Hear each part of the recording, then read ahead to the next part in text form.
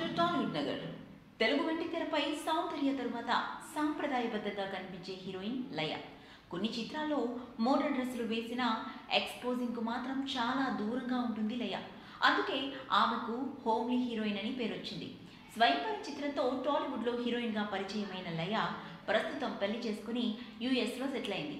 ఇటీవలే అమర్ అక్బర్ యాంటోనీ చిత్రంలో తన కుమార్తె శ్లోకతో పాటు ఓ కీలక పాత్రలో నటించింది. లేటెస్ట్ గా ఓ మీడియా సంస్థకి ఇచ్చిన ఇంటర్వ్యూలో లయ ఎంతో ఆవేదనను వెలిబుచ్చింది. లయ అంత ఎమోషనల్ అవడానికి బలమైన కారణమే ఉంది.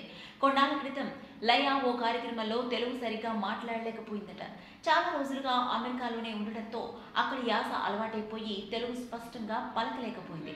దాంతో లయ తెలుగు పరమ వరస్ట్గా ఉందంటూ కొన్ని కథనాలు వచ్చాయి. తెలుగు మాట్లాడలేని లయ అంటూ ప్రచారం జరిగింది. వీటి పట్ల లయ ఎంతో ఆవేదన వ్యక్తం చేస్తోంది. తన మాట తీరే అంతని చెప్పిన లయ వేరే ప్రాంతాల్లో ఎక్కువ కాలం ఉన్నప్పుడు భాషలో కొద్దిగా మార్పు రావడం సహజమని తెలిపింది. అయినా ఇప్పుడు పర్ఫెక్ట్ గా తెలుగు మాట్లాడే వాళ్ళు ఎంతమంది ఉన్నారు అంటూ మండిపడింది.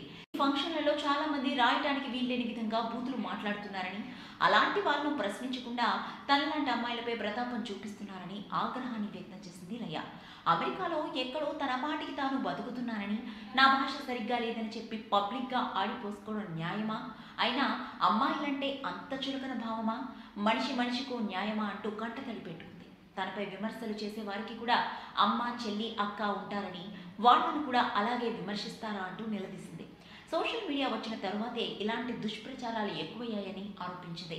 సామాజిక మాధ్యమాల్లో ఫ్యామిలీ ఫోటోలు పెట్టాలంటేనే భయంగా ఉందని, ఆఖరికి చిన్నపిల్లల్ని కూడా వదలటం లేదని ఆవేదన వ్యక్తం చేసింది లయ.